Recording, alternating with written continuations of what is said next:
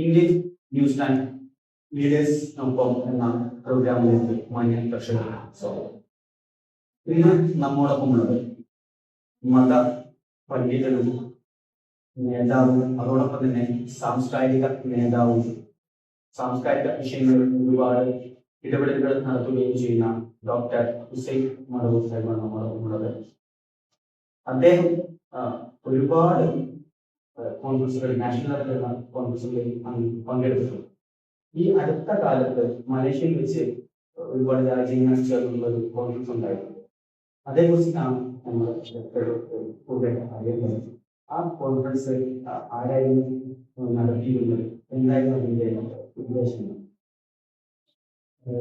ഈ കഴിഞ്ഞ ജൂൺ മാസത്തെ 12-ാം തീയതി മലേഷ്യയുടെ തലസ്ഥാനമായ കോലാലംപൂരിൽ വെച്ചായിരുന്നു അന്താരാഷ്ട്ര സമ്മേളനം.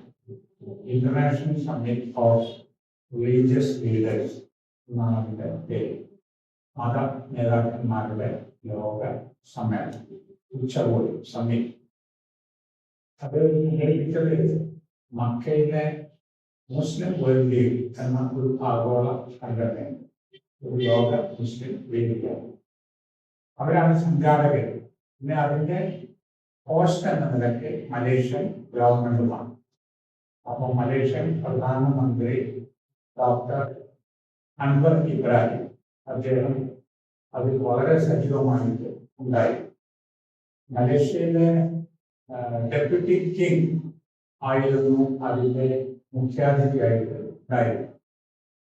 പിന്നെ ഈ മുസ്ലിം വേൾഡ് ലീഗ്, അറബിയിൽ പറയാൻ ആരംഭിച്ച അതിൻ്റെ ജനറൽ സെക്രട്ടറിയും ലോക മുസ്ലിം പണ്ഡിത സഭ ചെയർമാനുമായ ഡോക്ടർ മുഹമ്മദ് അബ്ദുൽ കരീം അൽ ഈസ തുടങ്ങിയ ആളുകളാണ് ഇതിന്റെ സംഘാടനത്തിൽ ഉണ്ടായിരുന്നത്. ഇതില് 50ഓളം രാജ്യങ്ങളിൽ നിന്നുള്ള വിവിധ മതങ്ങളിൽ നിന്നുള്ള പണ്ഡിതന്മാർ പങ്കെടുത്തിട്ടുണ്ട്. മൊത്തം 500-ലേറെ ആളുകളാണ് ഈ പരിപാടിക്ക് വന്നത്. ഇതാണ് ആ സമ്മേളനം. വിവിധ മതങ്ങൾ എന്ന് പറയുമ്പോൾ എങ്ങനെയാണ് ആ ഒരു വിവിധ മതങ്ങൾ എന്ന് പറഞ്ഞാൽ പ്രധാനമായും ക്രിസ്തു മതം, ഹിന്ദു മതം, ഇസ്ലാം മതം, ബുദ്ധമതം. അവിടെ വന്നിട്ടുള്ള, അവിടെ സംസാരിച്ചിട്ടുള്ള ആളുകൾ ഈ മതങ്ങളിൽപ്പെട്ട ആളുകളാണ്. ഇന്ത്യയിൽ നിന്ന് പോയിട്ടുള്ള ഗോവയിലുള്ള ഒരു സ്വാമിജി ഉണ്ടായിരുന്നു. അതുപോലെ തന്നെ അദ്ദേഹം അവിടെ പേപ്പർ പ്രസന്റ് ചെയ്തിരുന്നു. പിന്നെ ഒരു ക്രൈസ്തവ പണ്ഡിതൻ വത്തിക്കാൻ പ്രതിനിധിയായിട്ട് ഉണ്ടായിരുന്നു.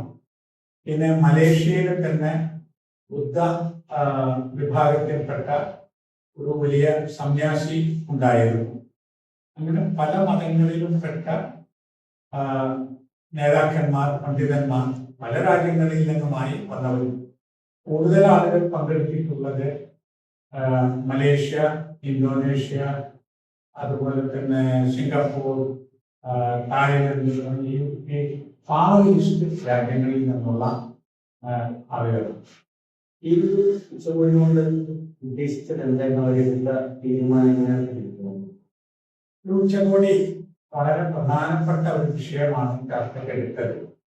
അതായത് മനുഷ്യർക്കിടയിലുള്ള വൈവിധ്യങ്ങൾ, മതരംഗത്തുള്ള വ്യത്യാസങ്ങൾ പരസ്പരം അറിഞ്ഞുകൊണ്ട് പരസ്പരം അംഗീകരിച്ചും ബഹുമാനിച്ചും മനുഷ്യന്റെ വിഷയങ്ങളിൽ കൂടെ ഒരുമിച്ച് പ്രവർത്തിച്ച് മുന്നോട്ട് പോകണം എന്ന ഒരു സന്ദേശം.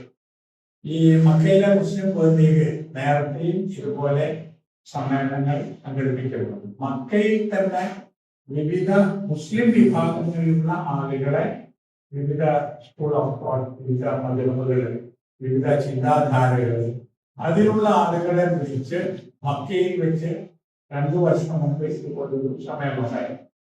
അതുപോലെ മൊറോക്കോയിൽ വെച്ച് ഒരു സമ്മേളനം ഉണ്ടായിരുന്നു.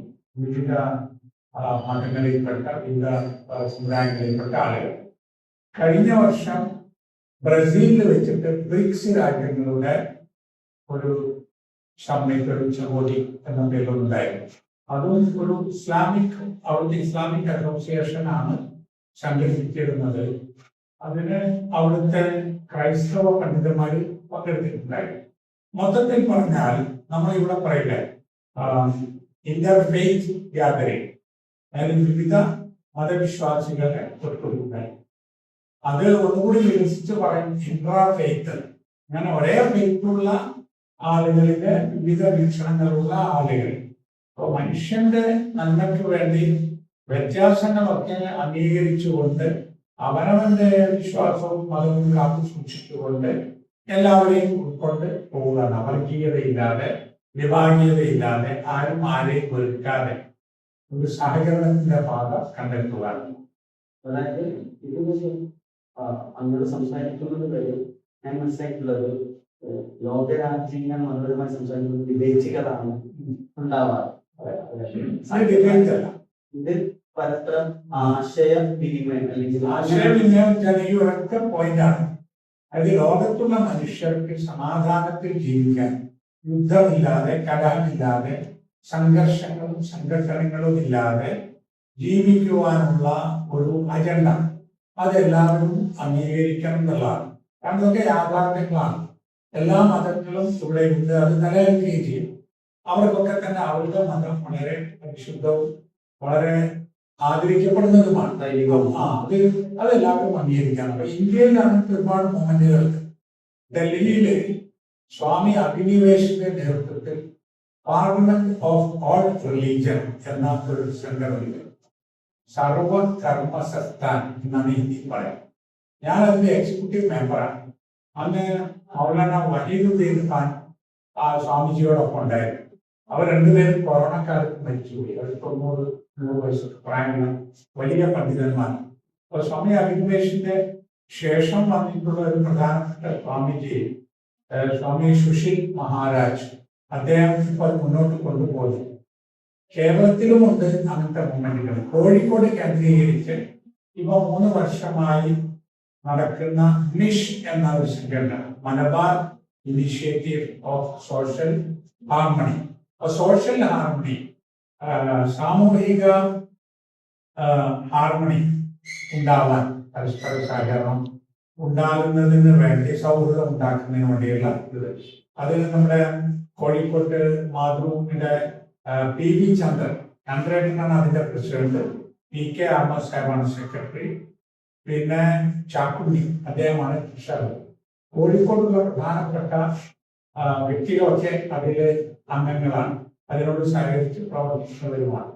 ഇപ്പോൾ നമ്മുടെ ആർച്ച് ബിഷപ്പ് ഫാദർ ചക്കാലക്കൽ, അതുപോലെ തന്നെ വർഗീസ് ചക്കാലക്കൽ, അതുപോലെ തന്നെ സ്വാമി നരസിംഹാനന്ദ ശ്രീരാമകൃഷ്ണ മിഷൻ ആശ്രമത്തിൽ, അതുപോലെ തന്നെ മലബാർ രൂപതയുടെ bishop Royce Manoj Victor CSS സഭയിൽ അദ്ദേഹമുണ്ട്. അതുപോലെ കുറെ ആളുകളുണ്ട്. കോഴിക്കോട് കാവുമാലുണ്ട്. അവാർഡുണ്ടായി പോകുന്നു കോഴിക്കോട്. അത് നമ്മളെ പല മതവിഭാഗങ്ങളുടെ ആരാധനാലയങ്ങൾ ഒരുമിച്ച് സന്ദർശിക്കാറുണ്ട്. ഇപ്പൊ ബലിപ്പെരുന്നാളിനോടനുബന്ധിച്ച് പെരുന്നാളിന്റെ പിറ്റേ ദിവസം കോഴിക്കോട് പട്ടാളപ്പള്ളിയിൽ ഈ പറഞ്ഞ വിവിധ മത പണ്ഡിതന്മാർ പങ്കെടുത്തൊരു ഗ്യാതറിംഗ് ഉണ്ടായി. അതിന്റെ കുറച്ചു മുമ്പ് നമ്മളെ കോഴിക്കോട് മുട്ടായിക്കലിലെ പാർസി ടെമ്പിൾ, പാർസികളിൽ കോഴിക്കോട് ഒറ്റ ഫാമിലി, അപ്പോൾ 400 ഫാമിലി ഉണ്ടായിരുന്നു. ആ ഒരു ഫാമിലിയിൽ തന്നെ ആകെ 4 മെമ്പേഴ്സായിരുന്നു. എന്നാലും അവരവരുടെ ടെമ്പിളും കാര്യങ്ങളും ഒക്കെ കൃത്യമായി കൊണ്ടുപോകുന്നുണ്ട്. അതുപോലെ കോഴിക്കോട് ബുദ്ധവിഹാർ, ഗുജറാത്തികളുടെ ആരാധനാലയങ്ങൾ, മുസ്ലിം പള്ളികളും ക്രിസ്ത്യൻ ചർച്ചുകളും ഹിന്ദു ടെമ്പിളുകളും ഒക്കെ. ഇതേപോലെ എറണാകുളത്ത് CCC എന്നാണ്, അത് കൗൺസിൽ ഫോർ കമ്മ്യൂണിറ്റി കോർപ്പറേഷൻ. അതിന്റെ ചെയർമാൻ വ്യവസായ പ്രമുഖൻ ഗൾഫാൻ മുഹമ്മദ് സാർ. അതിന്റെ സെക്രട്ടറി എറണാകുളം കരയോഗം പ്രസിഡന്റ് രാമചന്ദ്രൻ വേണുവട്ടന്നവർ അദ്ദേഹമാണ്. വേറെയും കുറെ ആളുകൾ. അപ്പൊ ഈ സംഘങ്ങളൊക്കെ ചെയ്യുന്നത് പരസ്പരം അറിയാനും അടുത്തിരിക്കാനുള്ള അവസരങ്ങൾ ഉപയോഗിക്കുക. ഇപ്പം പല മതവിഭാഗങ്ങളുടെയും ആഘോഷങ്ങൾ വരും, പെരുന്നാൾ വരും, ഇഫ്താർ വരും, ഓണം, ക്രിസ്മസ് ഒക്കെ വരും. അപ്പൊ ഈ സമയങ്ങളിലൊക്കെ നമ്മൾ എല്ലാവരും ഒത്തുകൂടലുണ്ടാകും. പിന്നെ എന്തെങ്കിലും ഇഷ്യൂസ് ഉണ്ടാകുമ്പോൾ സാമുദായിക സംഘർഷം ഉണ്ടാകും എന്ന് തോന്നിയാൽ വളരെ പെട്ടെന്ന് ഇടപെട്ട് അത് പരിഹരിക്കാൻ അപ്പൊ അടുത്തറിയാൻ വേണ്ടിയുള്ള അപ്പൊ കോഴിക്കോട് പട്ടാളപ്പള്ളിയിൽ നമ്മള് കഴിഞ്ഞ പെരുന്നാളിനെ പ്രഖ്യാപിച്ചാകുമ്പോൾ കോഴിക്കോട്ടുള്ള മുസ്ലിം അല്ലാത്ത ഒരു സഹോദരൻ അദ്ദേഹം പറഞ്ഞു, ഞാൻ ഈ കോഴിക്കോട്ടുണ്ട്, പക്ഷെ ഇതുവരെ ഞാൻ പള്ളിയുടെ ഉള്ളിൽ കയറിയിട്ടില്ല, ആദ്യമായിട്ടാണ് അദ്ദേഹം അവിടെ പ്രവേശിക്കുന്നത്. അപ്പൊ ഇങ്ങനെയൊക്കെയുള്ള കാര്യങ്ങൾ നമ്മുടെ നാട്ടിൽ ചെറിയ നിരക്കുണ്ട്. അതിന്റെ ഒരു വലിയ രൂപവും അതിന്റെ ആവശ്യവും ബോധ്യപ്പെടുത്താനാണ് ഇത്തരം ഇന്റർനാഷണൽ സമ്മിറ്റുകൾ ചേരുന്നത്. ഒരു മതപരമായിട്ട് സംഘം മതപരമായിട്ടുള്ള ഒരു പണ്ഡിതനാണ്. ആ രീതിയിൽ തന്നെ ഒരുപാട് കോൺഫറൻസുകൾ അറ്റൻഡ് ചെയ്യുന്നത് അറിഞ്ഞിട്ടുണ്ട്. പക്ഷെ ഇപ്പം അങ്ങയോട് സംബന്ധിച്ചപ്പോഴാണ് മനുഷ്യ ബന്ധങ്ങളെ കൂട്ടി ഉറപ്പിക്കുന്നതിന് വേണ്ടിയിട്ടുള്ള സൗഹൃദങ്ങൾ വിവിധ മതത്തെ നേതാക്കന്മാരെ ചേർത്തിക്കൊണ്ടുള്ള ആ ഒരു വളരെ നല്ല രീതിയിൽ നിന്ന് മാത്രമല്ല ഒരുപാട് അങ്ങ് പ്രവർത്തിക്കുന്നുണ്ട് എന്നുള്ളത് വ്യക്തമായിട്ട് ശരിക്കും മനസ്സിലാവുന്നു. മതപ്പണി സിനിമടവ് എന്നുള്ള രീതിയിൽ ആളുകൾ അറിയുന്നതാണ്. പക്ഷെ ഈ ഒരു രീതിയിലുള്ള സകല മതസ്ഥരെയും ചേർത്തിക്കൊണ്ട് ഇങ്ങനൊരു പ്രവർത്തനം എന്താ സാമൂഹികമായിട്ട് പ്രവർത്തിക്കുമ്പോൾ അങ്ങേക്ക് ഉണ്ടാകുന്ന ഒരു എക്സ്പീരിയൻസ് എങ്ങനെയാണ് അവരുടെ കൂടെ കരിയർ സമയം അപ്പോഴും മനസ്സിലാവും. ഞാൻ ശ്രീ രവിശങ്കറിന്റെ ആശ്രമത്തിൽ 3 ദിവസം താമസിച്ചു. അദ്ദേഹം ഒരു ഫെയ്ത്ത് ലീഡേഴ്സ് മീറ്റിംഗ് നാഷണൽ ലെവലാണ്. അപ്പൊ അതിലെല്ലാം മതവിഭാഗങ്ങളിലെ ആളുകളുണ്ട്. ഡൽഹിയിൽ നിന്നൊക്കെ വന്ന ഇമാമുമാരുണ്ട്. അപ്പൊ ഞങ്ങൾക്ക് അവിടെ താമസിക്കാനും നമ്മുടെ സമയമാകുമ്പോൾ നമസ്കരിക്കാനും ഒക്കെ ഉള്ള എല്ലാം അവിടെ രവിശങ്കർ അറേഞ്ച് ചെയ്തിട്ടുണ്ട്. ഞാൻ കുറെ വർഷങ്ങൾക്ക് മുമ്പ് വയനാട്ടിൽ ബത്തേരിനപ്പുറം ഉൾപ്പള്ളിക്കപ്പുറം മുള്ളംകൊല്ലി എന്ന് പറയുന്ന സ്ഥലത്ത് ഒരു ചർച്ചിന്റെ ഉദ്ഘാടനം വെഞ്ചരിപ്പ് എന്ന് പറയും. അതിനോടനുബന്ധിച്ചുള്ള ഒരു സർവമത സമ്മേളനം അതിൽ പങ്കെടുക്കാൻ എന്നെ ക്ഷണിച്ചത്. ഞാൻ പോയത് 25 കൊല്ലക്കായി. അന്ന് അവിടെ ഞങ്ങൾ എത്തുമ്പോൾ ഞാനുണ്ട്, നമ്മുടെ ജമാലുദ്ദീൻ ഫാറൂഖി ഉണ്ട്, മുസ്തഫ ഫാറൂഖി. ഞാൻ കോളേജിൽ ഫറൂഖ് അറബിക് കോളേജ് പ്രിൻസിപ്പളായിരുന്ന സമയത്താണ്. വേറെ അവിടുത്തെ കുറെ മുസ്ലിം സുഹൃത്തുക്കളാണ്. അവിടേക്ക് നമ്മളെത്തിയപ്പോൾ മാതൃത്തിന്റെ പുറത്തുകൊണ്ടിരിക്കുമ്പോൾ അവിടുത്തെ ബിഷപ്പ് അവിടുത്തെ കന്യാസ്ത്രീകളോട് പറഞ്ഞു പോയിട്ട് നമസ്കരിക്കാൻ വേണ്ട ഏർപ്പാട് ചെയ്യണം, കോളേജിൽ കൊടുക്കാൻ വെള്ളം അറേഞ്ച് ചെയ്തു, നമസ്കരിക്കാനുള്ള സ്ഥലം ഇതിൽപ്പെട്ട് തന്നു. അപ്പൊ അങ്ങനെ നമ്മൾക്ക് ഇതൊക്കെ മനസ്സിലാക്കാൻ സാധിക്കും എത്രത്തോളം നമ്മൾ പരസ്പരം ആദരിക്കണം, ബഹുമാനിക്കണം എന്നുള്ള കാര്യം ഉണ്ട്. ഓരോ വ്യക്തിക്കും അവരുടേതായിട്ടുള്ള മതം ഉണ്ടാകും. അത് വ്യക്തി സ്വാതന്ത്ര്യമാണ്. പക്ഷെ അത് മതം അവർ പ്രാർത്ഥിക്കുക, അവരുടെ ജീവിതശൈലിയുടെ മുന്നോട്ട് പോകുക, മനുഷ്യബന്ധങ്ങൾക്ക് കൂടുതൽ വില നൽകണം എന്നുള്ളത്. അതെന്നാണ് ഈ സമയത്ത് മനുഷ്യബന്ധങ്ങൾക്ക് വില നൽകണം എന്നുള്ളത് എല്ലാ മതങ്ങളുടെയും അടിസ്ഥാന തത്വമാണ്. ഇപ്പോ നമ്മുടെ ഭാരതീയമായ ഒരു വീക്ഷണം സനാതന കർമ്മികളായ മുനിമാരും മഹർഷിമാരും ഒക്കെ പ്രാർത്ഥിക്കുന്ന പ്രാർത്ഥനയാണ് ലോക സമസ്ത സുഖിനോ ഭവന്തു എന്ന് പറഞ്ഞാൽ ഈ ലോകത്തിലുള്ള എല്ലാവർക്കും സുഖമുണ്ടാവട്ടെ. അത് ഹിന്ദുക്കൾക്കുണ്ടാവട്ടെ, എൻ്റെ നാട്ടുകാർക്കുണ്ടാവട്ടെ, ലോകത്ത് എല്ലാവർക്കും സുഖം വരട്ടെ. അപ്പൊ നമ്മള് സൂറത്തുൽ ഫാത്തിഹയിൽ അൽഹംദുലില്ലാഹി റബ്ബിൽ ആലമീൻ, റബ്ബുൽ ആലമീനായ അല്ലാഹ്, ലോകരക്ഷിതാവായ അല്ലാഹ്, ആ അല്ലാഹുവിനാണ് സർവസ്തുതി. അപ്പൊ ലോകത്തെ മുഴുവൻ രക്ഷിക്കുന്ന അല്ലാഹു, അതുപോലെ നബി തിരുമേനിയെ കുറിച്ച് റഹ്മത്തുൽ ആലമീൻ, ലോകത്തിന് മുഴുവൻ കാരുണ്യമാണ്. അവിടെ മുസ്ലിങ്ങളോട് കാരുണ്യമാണ്, അല്ലെങ്കിൽ നാട്ടുകാരോട് അല്ല അറബികളോട് അങ്ങനെയല്ല. ലോകത്തെ എല്ലാ മനുഷ്യരോടും, മനുഷ്യർ മാത്രമല്ല ജന്തുക്കളോട്, ജീവികളോട്, പക്ഷികളോട്, മൃഗങ്ങളോടൊക്കെ കാരുണ്യം കാണിക്കണം എന്നാണ്. ക്രിസ്ത്യാനിറ്റിയിൽ എപ്പോഴും എല്ലാവരും പറയുന്നത് ബൈബിൾ വാക്യമാണ്, നിന്നെപ്പോലെ നിന്റെ അയൽക്കാരനെ സ്നേഹിക്കുക. അപ്പൊ നിന്റെ അയൽക്കാരൻ എന്നല്ലാതെ നിന്റെ അയൽക്കാരനായ ക്രിസ്ത്യാനിയെ സ്നേഹിക്കുക എന്ന് യേശു പറഞ്ഞിട്ടില്ല, ബൈബിളിലില്ല. അപ്പൊ അടിസ്ഥാനപരമായി മതഗ്രന്ഥങ്ങൾ പഠിപ്പിക്കുന്നത്, മത പ്രബോധകന്മാർ പറഞ്ഞത്, പ്രവാചകന്മാർ പറഞ്ഞതൊക്കെ ഇങ്ങനെ മനുഷ്യരോടും ഈ പ്രപഞ്ചത്തിലെ എല്ലാ ജീവികളോടും, ജീവികൾ എന്നല്ല ഈ പരിസ്ഥിതിയോട് പോലും വളരെ ബഹുമാനവും സ്നേഹം നിലനിർത്തി പോകണമെന്നത്. അത് തന്നെയാണ് ഈ സമ്മേളനങ്ങളുടെ ഒക്കെ പ്രധാന അജണ്ട. നിങ്ങൾക്ക് നിങ്ങളുടെ മതത്തിന്റെ ആചാരങ്ങൾ എന്താണ് അതനുസരിച്ച് ഞങ്ങൾക്ക് ഒരു സ്വാതന്ത്ര്യം നൽകാൻ പറ്റില്ല. അല്ല, അതില് വ്യക്തിപരമായിട്ട് നാളുകൾ കടന്നുകയറ്റം